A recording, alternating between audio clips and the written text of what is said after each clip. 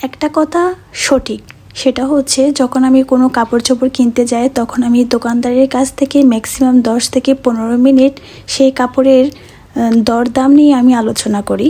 দরদাম যখন আমার কাছে ঠিকঠাক বলে মনে হয়, যখন আমার পোষায়, তখন আমি সেই কাপড়টি নিব বলে সিলেক্ট করি। এটাকে যদি কারো চোখে কিপটে বলে মনে হয় তাহলে আমি কিপটে, নিজেকে তো আর পাল্টাতে পারবো না, না?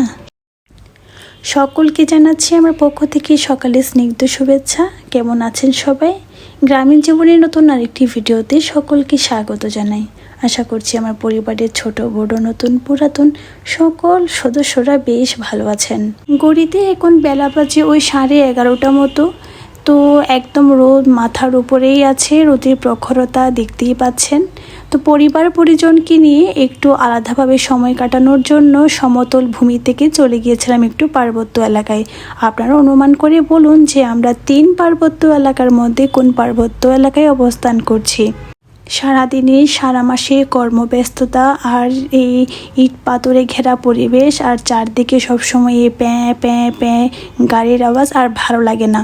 রোজা ছুটি যখন পেয়েছি তখন পরিবারের পরিজনকে নিয়ে একটু ফ্রেশনেস পরিবেশে চলে গেলাম। চলুন এখন মূল কথায় আসি। আসলে একটা কথা হলো, পরনিন্দা পরচর্চা করা আসলে ভালো না। পরনিন্দা পরচর্চার কারণে নিজের হিতাহিত জ্ঞানও হ্রাস পায়। তবে একটা কথা না বললেই নয়, যখন পারপার্শ্বিক কোনো আপন মানুষের কাছ থেকে কোনো রুট কথা শুনতে হয় তখন আসলেই খারাপ লাগে। যখন আমি কোনো শপিং সেন্টারে যাই তখন দোকানদাররা এমন অবাঞ্ছিত কিছু প্রাইস বলে যেগুলো আমার আসলেই দরদাম করে জিনিসটা নিতে হয়। হ্যাঁ, তো দরদাম করার পরে আমি ম্যাক্সিমাম 20 টাকা 30, 50 এই ধরনের টাকা সেভ করি। এমনটা নয় যে সেই সেভিংসের টাকা দিয়ে আমি আমার এক্সট্রা অন্য কোনো কিছু প্রসাধনী কিনি, তা নয়। আমি আসলে ব্যক্তিগতভাবে এটা চিন্তা করি, যারা শপিং সেন্টারে চাকরি করছে তাদের চেয়ে দ্বিগুণ পরিমাণ পরিশ্রম হচ্ছে তাদের, যারা রোদের প্রখরতা সহ্য করে বৃদ্ধ বয়সে রিক্সা চালায়, যারা রোদের প্রখরতা সহ্য করে রাস্তার মোড়ে বসে লাজ লজ্জা একটু কর্নারে রেখে আপনার কাছে হাত পেতে থাকে যাতে আপনি 2-1 পয়সা তাদের দেন। আমার মতে শপিং সেন্টারে 10-20 টাকা বাঁচিয়ে সেই রিক্সাওয়ালা মামাদেরকে দান করা বা গরিব অসহায়দের দান করা অনেক বেশি শ্রেয়।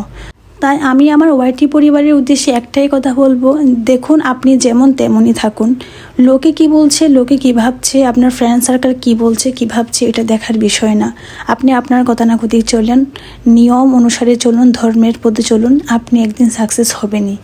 তো আজ এখানেই, যেখান থেকে আমার ভিডিওটি দেখেছেন, ধন্যবাদ।